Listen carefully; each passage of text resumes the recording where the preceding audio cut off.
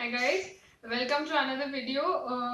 सो आज वेडनेसडे है और मैं आप लोगों के लिए सॉल्यूशंस लेकर आ गई हूँ। वो जो संडे को मैंने पेपर डाला था उस वीडियो के सारे सॉल्यूशंस आप लोगों को यहाँ मिल जाएंगे, जहाँ पर अपन लोग पहले सेक्शन ए डिस्कस करने वाले होंगे। एक्चुअली मेरे सर ने जो मुझे बताया था, मैं अभी तक वही स्ट्रैटेजी फॉलो करती हूँ। हमेशा ना ज्यादा मार्क वाले पोर्शन से बिगिन करना चाहिए। तो जब आप लोग पेपर लिख रहे होंगे तो वहां आप सेक्शन डी से चालू करिएगा। आप लोगों के बहुत बड़े बड़े वाले क्वेश्चंस बच जाएंगे, नहीं तो एंड में अपन लोगों के छूट जाते हैं 5-5 6-6 मार्क के वो क्वेश्चंस। तो टू अवॉइड दैट, तो बिना टाइम वेस्ट किए लेट्स बिगिन सेक्शन ए।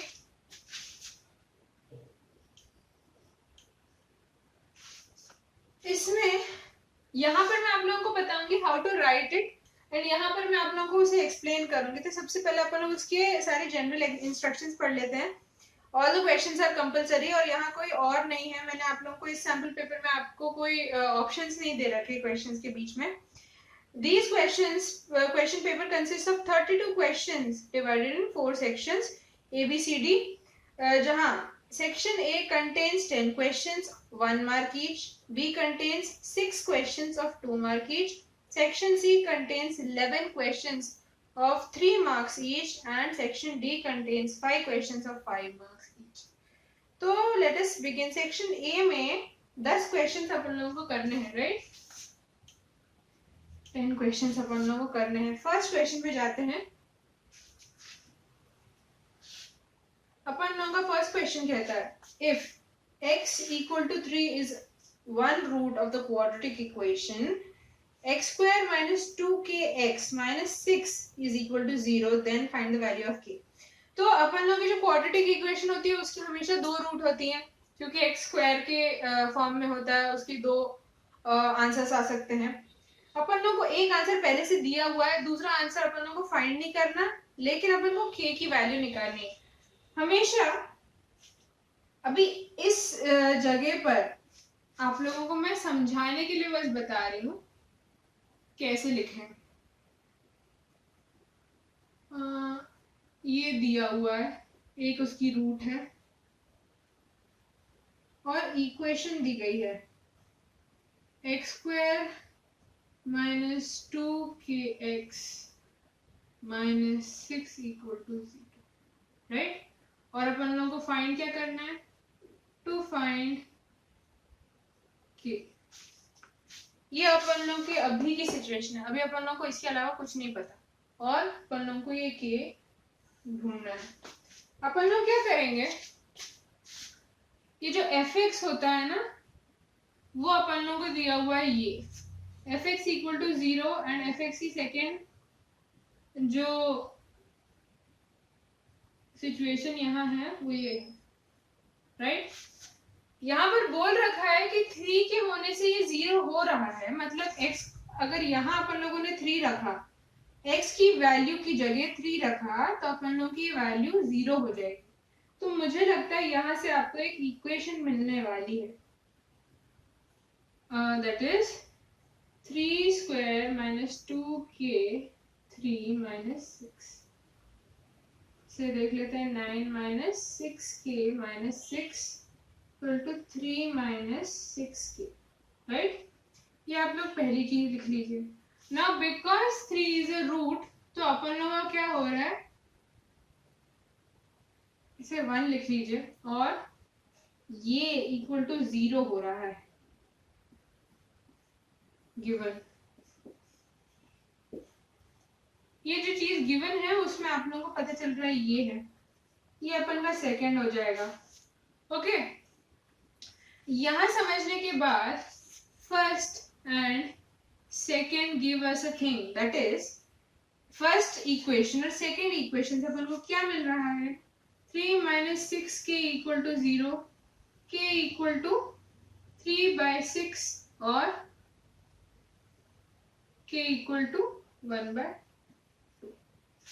यहाँ आप लोगों को समझ आ गया है कि अपन लोगों को आंसर कैसे मिला है। Just give you an explanation, लेकिन पेपर में आप लोगों को ये 1 मार्क का क्वेश्चन कैसे लिखना है आई टेल यू। सबसे पहले तो आप लोग क्या करिए, यहाँ लिख लीजिए x square minus 2kx minus 6 equal to 0 और यहाँ उसके सामने एफ एक्स लिख लीजिए। ठीक है, एफ 3 इक्वल टू 0 गिवन कर लीजिए इसे। ठीक है, और यहाँ एक वो लगा दीजिए। ठीक है, और फिर आप शुरू कर दीजिए आपके आंसर निकालने। ठीक है, अब अपन लोग करेंगे f3 इक्वल टू यहाँ 9 माइनस 6k माइनस 6, फिर आप लिखिए 3 माइनस 6 ना मैंने x लिया सॉरी इक्वल टू ये, और फिर आप लोगों को क्या करना है, from 1 right, 3 minus 6k equal to 0, k equal to 3/6 और k इक्वल टू 1/2। इतना करके छोड़ देना है, यहाँ ये सब करने की कोई जरूरत नहीं है, आप लोगों को बस इतना सा लिखना है आपके पेपर में, और कुछ लिखने की जरूरत नहीं। Coming on to the second question right, अपन लोग सेकेंड क्वेश्चन पे आ जाते हैं।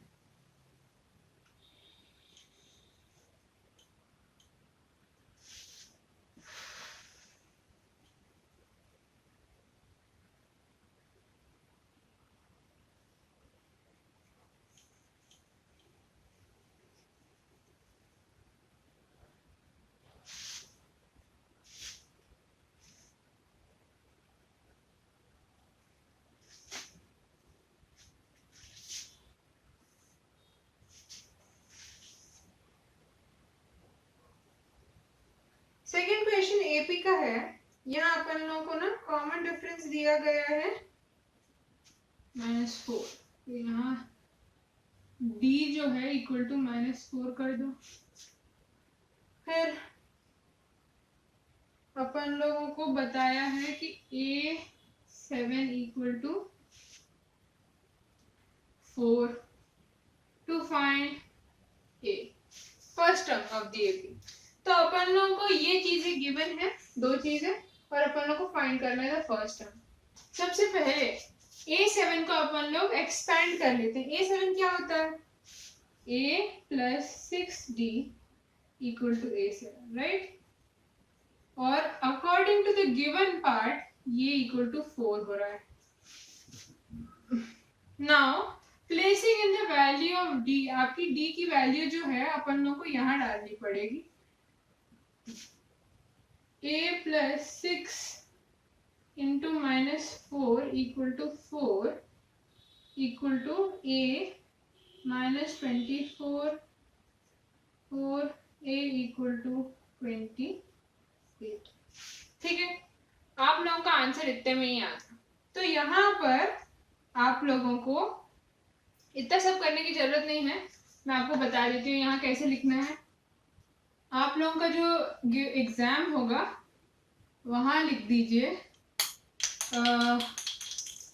d equal to -4, a equal to a7 equal to a plus 6d equal to 4 given, और a इक्वल टू ये। फिर आप नीचे चल के उसे इसी फॉर्म में सॉल्व कर दीजिए, you will get your answer. Because ये अपन की फर्स्ट टर्म होती है और वो अपन लोगों को मिल गई। अगर सेकेंड या थर्ड होती तो अपन लोगों को थोड़ा टाइम लग जाता, लेकिन वो अपन लोगों का अभी मैटर ऑफ कंसर्न नहीं है, क्योंकि यहाँ अपन का हो चुका है। नेक्स्ट अपन लोगों का है एक फिगर दिया हुआ है, and whenever a figure is given ना, आप लोग you make sure that you are also making the figure even in the rough space. वो भी कर लेंगे आप तो चलेगा, लेकिन फिगर बनाना थोड़ा इम्पोर्टेंट होता है, क्योंकि अपन के सामने जब तक नहीं होता अपन लोग अच्छे से नहीं कर पाते हैं।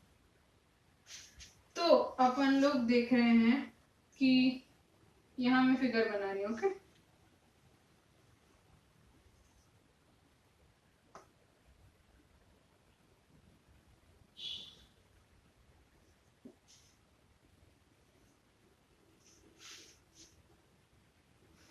AB is 20 meter high, right? Its shadow on the ground is 20 into root 3 by 2 meter. No. Then find the sun's altitude. sun's altitude मतलब होता है कि डिग्री जिस पर सन है अभी। तो अभी क्योंकि जो शैडो है वो इस तरफ आई है, तो आई थिंक कि सन इधर ही होगा। और अपन से पूछा गया इसकी डिग्री निकालो, तो ये हमेशा ना, अगर सन के एल्टीट्यूड की बात करी जा रही है तो वो उसी की लाइन में होता है, एंड अपन लोगों को ये सी निकालना है। अब यहाँ पर सी निकालने के लिए आप लोग देख सकते हैं दो चीजें अपन लोगों को जो गिवन है वो ए बी और बी सी है, और टैन के केस में परपेंडिकुलर और बेस की बात होती है। तो अपन लोग यहाँ टैन लेंगे। यहाँ पर गिवन और टू फाइंड की जरूरत ही नहीं है, बिकॉज आपने पूरा का पूरा मेंशनिंग ना आपके डायग्राम में फिगर में ही कर दी है। तो आप बस करिए कि टू फाइंड सन्स एल्टीट्यूड,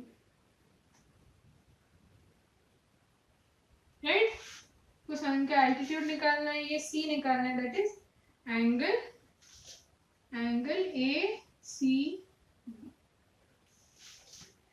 फिर आप क्या करिए, देखिए tan c equal to perpendicular upon base. c के हिसाब से perpendicular is A B, base is B C. अब अपन वैल्यूज डालेंगे 20 अपॉन 20 रूट 3, ये आ गया 1 बाय रूट 3। ओके, tan 30 क्या होता है? वो होता है रूट 3। ये 1 कर दीजिए, ये 2 कर दीजिए, और ये इसलिए एंगल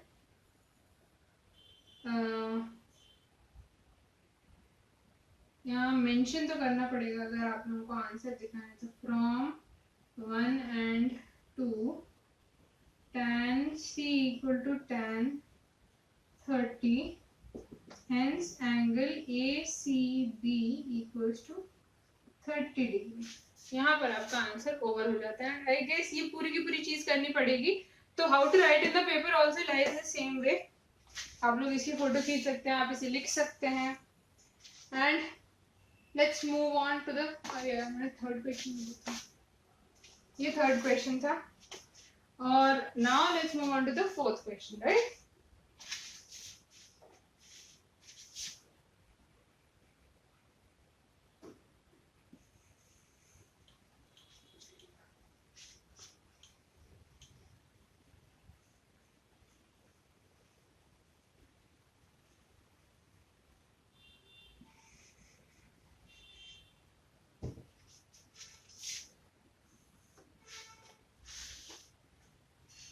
जो फोर्थ क्वेश्चन है उसमें भी फिगर चलिए बना लेते हैं आप लोग अपना फिगर क्या है। तो एक सर्कल है,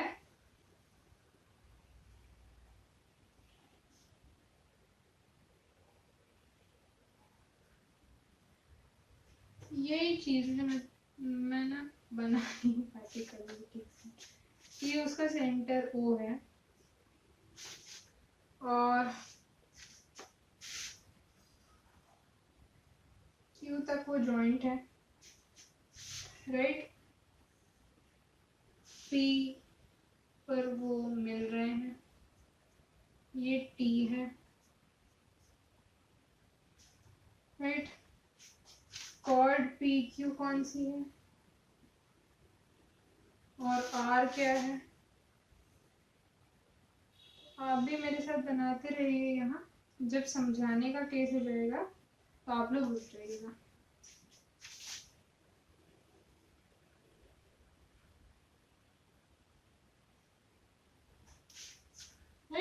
तो ये अपन लोगों का डायग्राम है ना, उन लोगों ने कुछ दिया हुआ है क्यू पी टी, मतलब ये वाला एंगल जो है ये ना 60 डिग्री है, तो given is angle QPT equal to 60 degree. अपन लोगों का ये एंगल हो गया और अपन लोगों को PRQ निकालना है, राइट। अब ये वाला थोड़ा क्वेश्चन ना ट्रिकी है, थोड़ा बड़ा है, आंसर इसका छोटे में लिखा जाएगा, लेकिन ये क्वेश्चन जो है अपने आप में थोड़ा सा ना ट्रिकी है। तो आप लोग देखिए आप लोगों को क्या क्या करना पड़ेगा। अपन लोगों को निकालना है ये एंगल, लेकिन अपन लोगों को इसके थ्रू भी जाना पड़ेगा। देखिए यहाँ क्या हो रहा है, OP और OT परपेंडिकुलर है, मैं ऐसा कह रही हूँ। OP is perpendicular to OT. Why? Because each and every tangent which touches the circle is perpendicular to the radius. Each and every tangent which touches the circle is perpendicular to the radius. ठीक है, तो ये वाली चीज है, radius perpendicular to the tangent मैं बस लिख रही हूँ, लेकिन आप लोगों को मैं लॉ बता चुकी, ये वो वाले लॉ की वजह से है।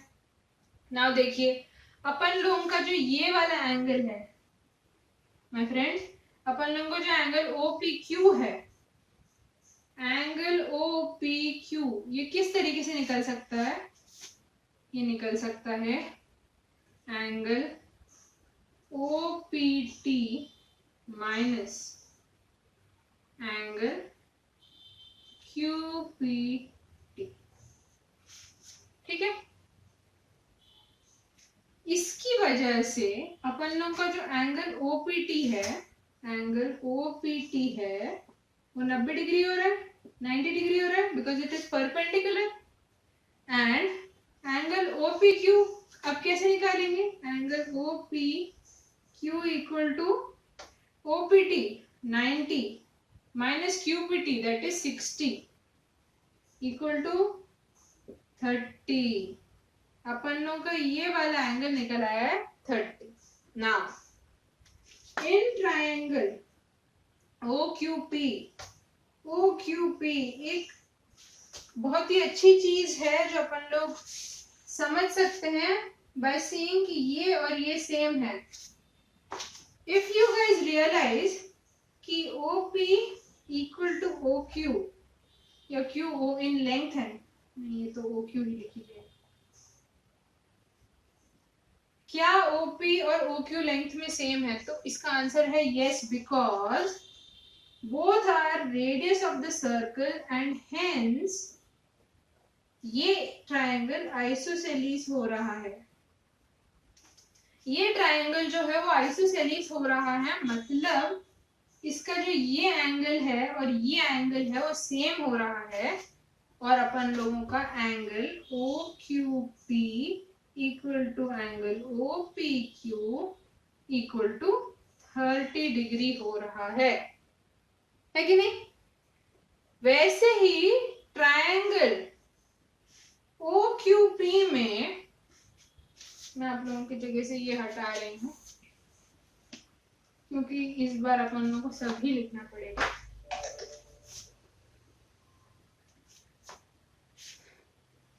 अब अपन लोगों का जो एंगल QOP है, ये वाला एंगल ये क्या है,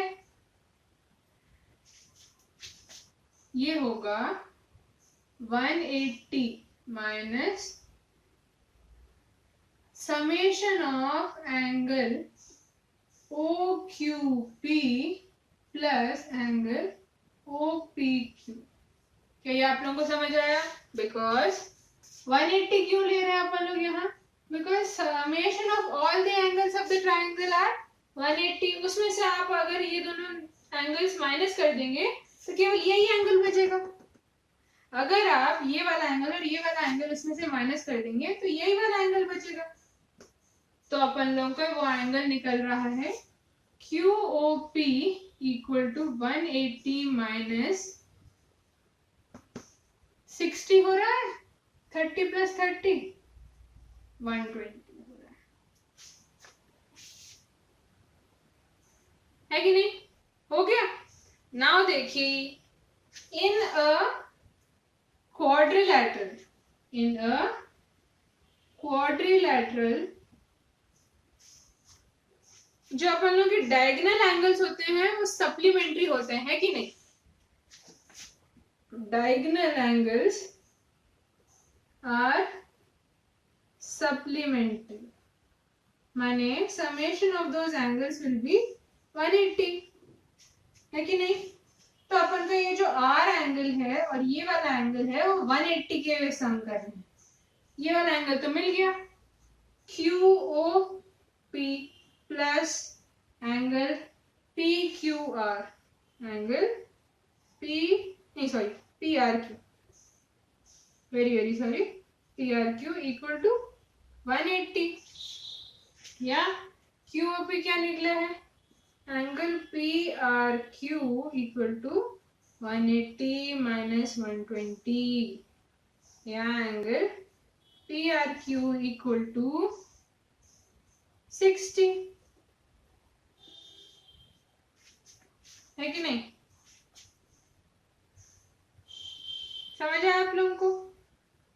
angle P R Q equal to 60। अगर आप लोगों को ये वीडियो में ये क्वेश्चन में कोई भी दिक्कत आए तो please watch it again, and आप लोगों को इतना सब लिखने की जरूरत नहीं पड़ेगी, you can just you have to write a few things, या फिर ये वही वाले क्वेश्चंस में आ जाता है जो आप लोगों को देना पड़ रहा है ना आधा घंटा में से आप लोगों को कुछ टाइम इस क्वेश्चन पे देना पड़ेगा, बिकॉज इस क्वेश्चन में कई चीजें लगी हैं, जैसे ये वाली चीज लगी है एक लॉ, ठीक है, उसकी वजह से ये 90 डिग्री हो रहा है, देन ये रेडियस के बराबर है सेकेंड चीज। तो इंपॉर्टेंट चीजें मैं आप लोगों के लिए मार्क कर देती हूँ। फर्स्ट इंपॉर्टेंट चीज ये है, सेकेंड इंपॉर्टेंट चीज ये है, ठीक है, और थर्ड इंपॉर्टेंट चीज ये है, और फोर्थ इंपॉर्टेंट चीज ये मेंशन करना है। तो आप उसके बराबर, मतलब ये मत लिखिए ऐसे कोई बहुत इंपॉर्टेंट नहीं, मैं ये मार्क कर रही हूँ, ये लिखना जरूरी नहीं है, बट ये लिखना इंपॉर्टेंट है, ठीक है। देन OPQ इक्वल टू 30 आप डायरेक्टली मेंशन कर सकते हैं इसे, ठीक है। और फिर ये लिख सकते हैं। फिर आप लोगों को क्या करना है, रेडियस है इसलिए डायरेक्टली लिख दीजिए, क्या ये वाली चीज लिखने की जरूरत नहीं है, आप डायरेक्टली लिख दीजिए इट इक्वल्स टू 30 और ये आइसोसेलेस मेंशन कर दीजिए। देन ट्रायंगल वाली प्रॉपर्टी से अपन लोगों को ये चीज मिल रही थी, तो आपको वो तो मेंशन करना ही पड़ेगा, ये चीज मेंशन करके डायरेक्टली लिख दीजिए कि ये उसका आंसर है, एंड देन यहाँ से लेकर यहाँ तक पूरा का पूरा मेंशन कर दीजिए। आई थिंक आप लोग ये फोटो ले लें तो बेटर होगा। ये पूरा का पूरा उसका सोल्यूशन है और आप उसे लिख सकते हैं इस तरीके से। स्टार मार्क वाली चीज बहुत इंपॉर्टेंट है लिखना, और ये वाली चीज लिखना इंपॉर्टेंट नहीं है, आप लोगों को बार बार लिखने की जरूरत नहीं।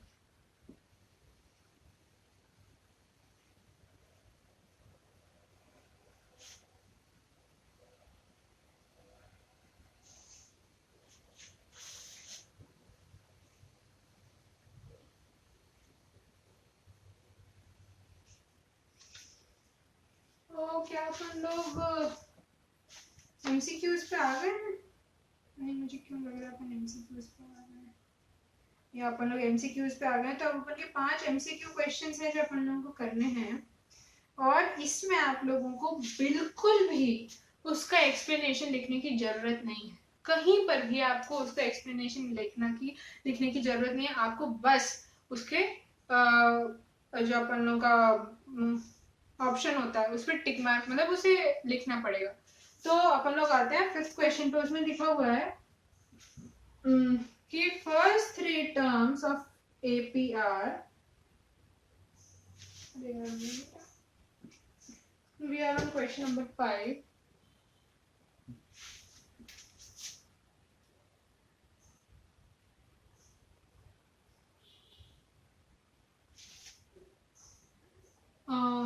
गिवन में अभी लिख रही हूँ, आप लोगों को लिखने की जरूरत नहीं है, समझा रही हूँ। 3y minus 1, 3y plus 5 और 5y प्लस AP में करते समय आप लोगों ने ये भी पाया होगा कि first term A1 plus third term A3 का ट्वाइस होता है A2। ये चीज अगर आपको पता है तो ये सॉल्व करना आप लोगों के लिए बिल्कुल टफ नहीं होगा। अपन लोगों को बताया गया है कि ये A1 है, ये A2 है, ये A3 है, तो आप देखिए कैसे लिखना है इसे। A1 3y minus 1 plus A3 5y plus 1 equal to 2 into A2 3y plus 1 8y equal to 6y plus 10 8y minus 6y equal to 10 2y equal to 10 या y equal to 5।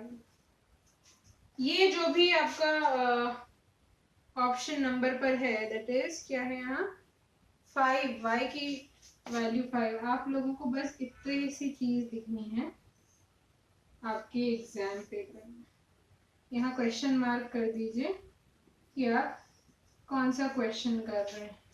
आप बस इतना लिख देंगे आपको फुल मार्क्स मिल जाएंगे और कुछ भी लिखने की जरूरत नहीं। नेक्स्ट अपन लोग आ जाएंगे अब क्वेश्चन 6 पे।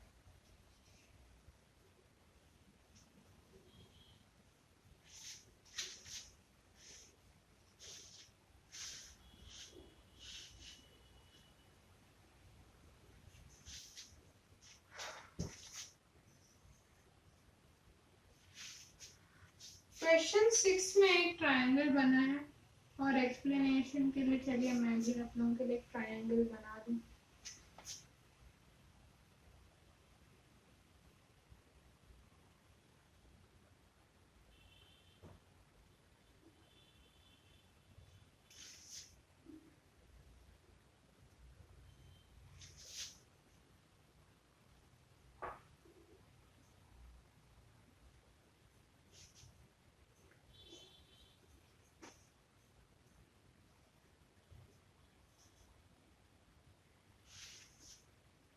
मैं अभी आप लोगों को एक्सप्लेन करने के लिए बता रही हूँ। तो उसमें जो बताया गया है कि PA इक्वल्स टू 4, तो अपन लोगों का जो ये है इक्वल्स टू 4 सेंटीमीटर, BP जो है वो 3 सेंटीमीटर के बराबर है एंड AC जो है 11 सेंटीमीटर के बराबर है। तो यहाँ पर भी जो अपन लोग का लॉ लगेगा वो लॉ है कि when from the same point two tangents come along to the same circle, मतलब अगर एक ही सर्कल पे एक पॉइंट से दो टेंजेंट्स टच कर रहे हैं तो उनकी लेंथ इक्वल हो जाती है। ये वाला जो है लॉ आपको सर्कल वाले चैप्टर में मिल जाएगा या ट्रायंगल वाले चैप्टर में मिल जाएगा। You can go through it और वो आप लोग लर्न कर सकते हैं क्योंकि वो आप लोगों के 5 मार्क वाले क्वेश्चंस में जरूर आ सकता है। तो आप देखिए यहाँ क्या हो रहा है। अगर ऐसा हो रहा है तो ये और ये इक्वल है, ये और ये इक्वल है और ये इक्वल है, राइट। तो अपन लोग देख लेते हैं। AR हो जाएगा 4 सेंटीमीटर का, तो अपन लोगों का जो RC होगा उसकी लेंथ क्या होगी 11 माइनस 4 इक्वल टू 7 cm, है कि नहीं। और BQ हो जाएगा 3 cm का। तो RC और QQ सेम है तो वो हो जाएगा 7 cm और इन टोटल ये हो जाएगा 10 cm। और according to the question exam में आप लोगों को क्या लिखना है, सबसे पहले तो आप ये डायग्राम बना दीजिए, उसी से समझ आ जाएगा कि आपको समझ है ये वाले चैप्टर की, एंड देन आप लोग लिख सकते हैं answer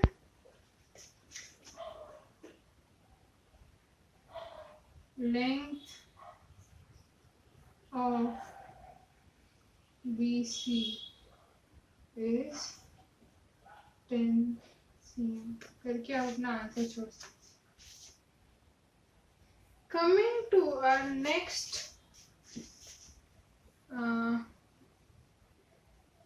question number 7.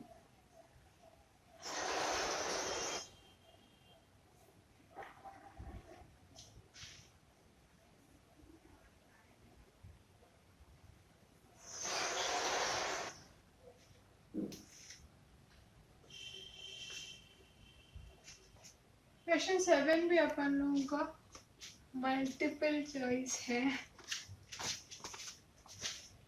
Coordinates of a point P dividing the line segment joining points, मतलब अगेन एक डायग्राम बनेगा। It is line AB। यहाँ पर भी डायग्राम बस बनाना है अपन लोगों को और उसके कोऑर्डिनेट्स मेंशन कर देने। ये है 1,3 और B है 4,6। बीच में अपन लोगों का है P जो डिवाइड कर रहा है 2:1 में इसे, और इसके कोऑर्डिनेट्स है x और y। अपन लोगों का जो ये x और y है वो अपन लोगों को एक फॉर्मूले से निकलता है। Tell you that formula, I guess most of them will be knowing it, but जिनको नहीं आता उन दोस्तों के लिए m1 x2 plus m2 x1 upon m1 plus m2।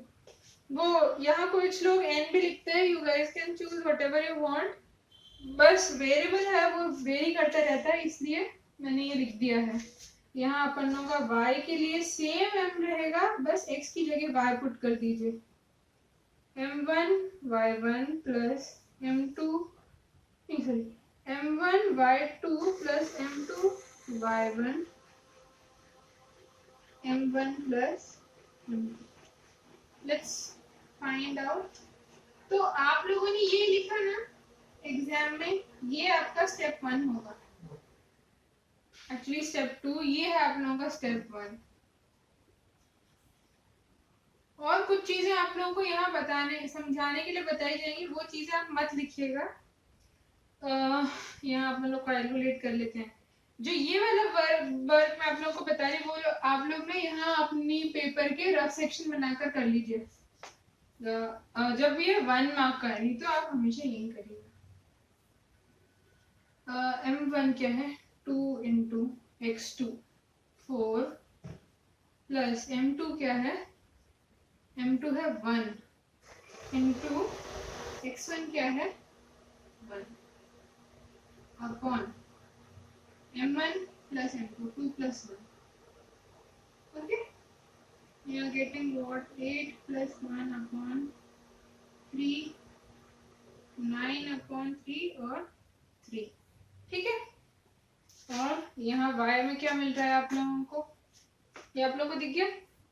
y एक बार बता देते हैं, y equal to m1 2 into y2 क्या है 6 प्लस 1 इंटू y1 क्या है 3 upon 2 plus 1 that is 3, right?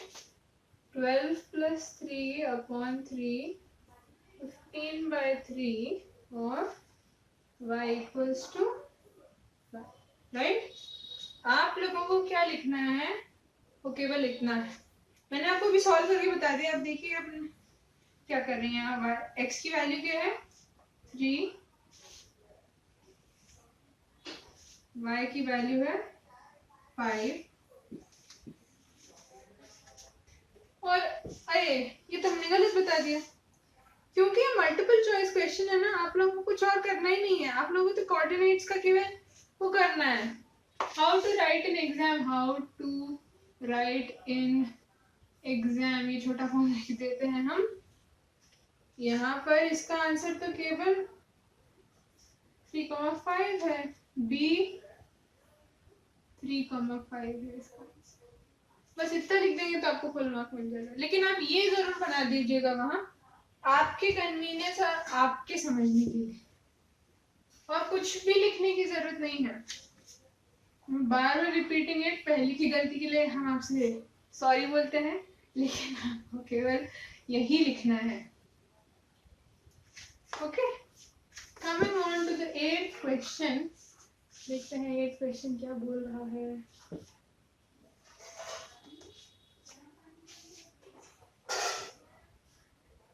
Eight question कह रहा है, तो अपन लोगों का या 8th क्वेश्चन, 9th क्वेश्चन और 10th क्वेश्चन सारे के सारे मल्टीपल चॉइस है, इसलिए आप लोगों को केवल ऑप्शन मार्क करना है क्वेश्चन नंबर के साथ। तो यहाँ आप देखिए, डालिए क्वेश्चन नंबर यहाँ, और आपका कौन सा ऑप्शन है यहाँ, और उसका आंसर यहाँ डाल दीजिए, और कुछ नहीं लिखना है। और सब कुछ हम आपको एक्सप्लेन करने के लिए समझा रहे हैं। देखिए क्या, coordinates of one end of a diameter. तो अपन लोगों का एक सर्कल है, ठीक है। अपन का जो डायमीटर है सर्कल का वो ये है। सेंटर ओ मार्क कर लेते हैं और उसका ये वाला कोऑर्डिनेट समझ लेते हैं। मान लेते हैं अगेन कि 2,3 गिवन है, और उसका जो सेंटर है वो गिवन है अपन को -2,5। ओके, अपन लोगों को इस चीज को ढूंढना है। ये गिवन है, अपन लोग इसे ए मान लेते हैं, इसे बी मान लेते हैं, और अपन को बी के कोऑर्डिनेट्स फाइंड करने हैं। डायमीटर दिया हुआ है, ए दिया हुआ है, ओ दिया हुआ है, दैट इज सेंटर, उसका एक पॉइंट भी अपन लोगों को ढूंढना है। How will we find out this? तो अपन लोगों का एक तो आप इस तरीके से कर सकते हैं, मतलब इजियर तरीका यही होगा जो आपका टाइम बचाएगा, वो ये है कि व्हेनेवर अपन लोगों का जो लाइन है वो 1:1 के रेशियो में डिवाइडेड होता है। अगर अपन की लाइन 1:1 के रेशियो में डिवाइडेड है, तो अपन लोग को क्या करना पड़ता है कि बड़ा सिंपल सा लॉजिक होता है, x = x1 + x2/2 and y = y1 + y2/2। Okay, इसमें क्या हो जाएगा, अपन लोग के कोऑर्डिनेट्स ऑफ द अदर है, अपन लोग कैसे फाइंड करेंगे? अपन लोग का x गिवन है इस केस में, दैट इज o। यहाँ पे ये है मिडिल कोऑर्डिनेट्स, मतलब एक केस है, ये केवल एग्जाम्पल के लिए है, यहाँ मैं एग्जाम्पल लिख रही हूँ। अगर अपन की लाइन है वो 1:1 के रेशियो में डिवाइडेड है, और ये कोऑर्डिनेट्स है एक्स वाई, और यहाँ है x1 y1 x2 y2, तो अपन लोग का जो सेंटर है मिडिल, उसका ये निकल आता है। ओके, अगर मैंने आपको ये फॉर्मूला दे दिया है, तो क्या अपन लोग सेंटर ये लेकर ए ये मान के x1 y1 फाइंड कर सकते हैं? आई गेस हाँ। अगर कर सकते हैं तो हम इसकी वैल्यूज यहाँ पुट कर देते हैं। देखिए ओ के केस में क्या हो रहा है, x जो है, ये x जो है वो -2 है यहाँ, तो आप क्या करें, -2 = x1। x1 y1 क्या है यहाँ, x1, y1 यहाँ डाल लीजिए b के नीचे, और यहाँ लिख दीजिए x1 + x2 क्या है यहाँ, x2 है 2/2। इसे आप लोग निकालेंगे तो आप लोगों का आंसर निकलेगा x1 =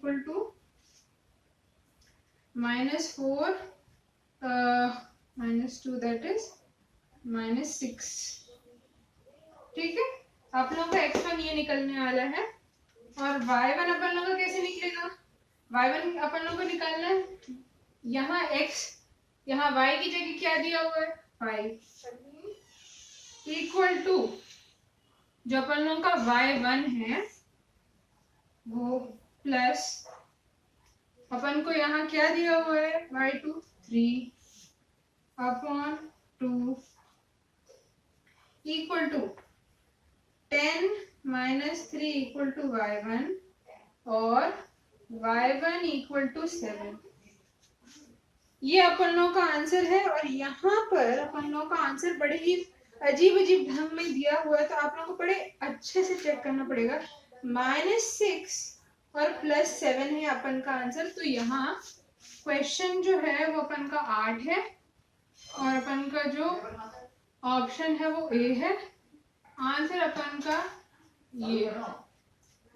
ये आप लोगों को मार्क करना है और अपन लोगों को समझाने के लिए मैंने आप लोगों को ये बता दिया। अगर आप लोगों को कोई भी चीज नहीं समझ आए तो please do comment down below. We'll definitely try to improve on our content and work. अपन लोगों का जो 9th क्वेश्चन है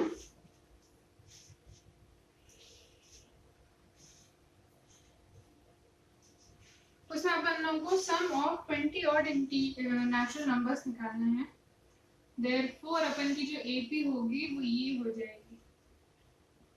अपन की ये एपी है और सम ऑफ और अपन लोगों का ये ए है और अपन का जो डी है वो हो जा रहा है 2। यहाँ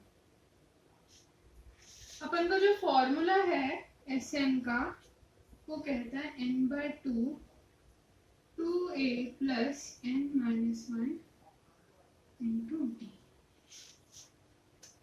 अब अपन लोग बस n की वैल्यू लिख देते हैं जो यहाँ 20 दी गई है। तो S20 equal to 20/2 2 into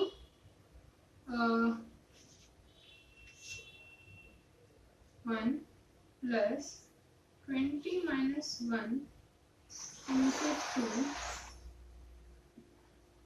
10 2 plus 19 into 2 is 38 10 into 40 equals to 400। या अपन लोगों का सी हो रहा है आंसर से। तो आप लोगों को क्या लिखना है question 9 option see that is 400। ये आप लोगों को लिखना है अपने पेपर में। बस coming on to the 10th question.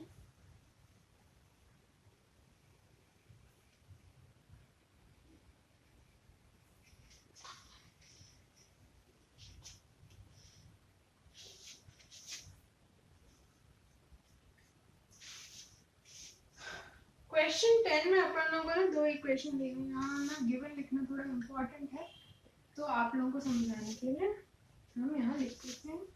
Given क्या है ay² plus ay plus 3 equal to 0। ये फर्स्ट इक्वेशन है अपन की। y² plus y plus b equal to 0। ये सेकेंड इक्वेशन है। 1 is root for both 1 and 2। इन दोनों में अगर आप y की जगह 1 डाल देंगे तो ये पूरी की पूरी चीज को 0 कर सकता है। लेकिन अपन के पास a और b की वैल्यू नहीं है और टू फाइंड है कि a इंटू बी निकालो। a इंटू बी अपन लोग कैसे निकालेंगे फ्रॉम 1 and 2। देखिए f1 जो है इक्वल टू गिवन है कि नहीं। 1 इज द रूट, देयरफॉर अपन लोग ये लिख सकते हैं। ओके मैं लिख रही हूँ इसे 3। अब 1 की वैल्यू डालते हैं फर्स्ट इक्वेशन में। ये वाली इक्वेशन मतलब ये वाले में अपन लोग 1 की वैल्यू डालेंगे। a into 1 square plus a into 1 plus 3। Okay a plus 3 और 2a प्लस 3। इसे फोर्थ मार्क कर दो। फ्रॉम 3 and 4 अपन को मिल रहा है 2a + 3 = 0 और a = -3/2। ओके, यहाँ अपन को समझ आ गया। अब इसे भी आप एक मान लो।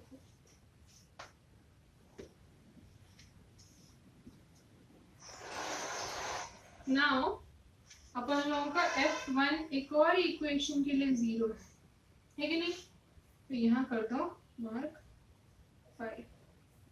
F1 फॉर सेकेंड इक्वेशन, इसके लिए F1 क्या हो रहा है 1 + 1 + b, यहाँ 1 स्क्वायर डाल देते हैं आप लोगों को बताने के लिए, कुछ भी गलत नहीं होना चाहिए समझते समय। अपन लोग का जाएगा 2 + b = ये वाली इक्वेशन को आप लोग साथ में करेंगे। From 6 and 7 b = -2, right. आप इसे 8 में अपन को चाहिए a × b, राइट। तो अपन देखते हैं, a की वैल्यू 5th में मिली थी, b की वैल्यू 8th में मिली है। तो from 5th and 8th a × b = -3/2 × -2 और ab = ये आप लोगों का आंसर है। और 10th में वैल्यू है 8। आप लोगों को अपने एग्जाम में ये 3 लिखना है। तो इसके साथ अपन लोगों का सेक्शन A खत्म हो जाता है। कंप्लीट करते रहिए। Be ready for the section B, जो मैं अपलोड करने वाली हूँ थोड़ी देर में। Till then bye bye, take care, all the best.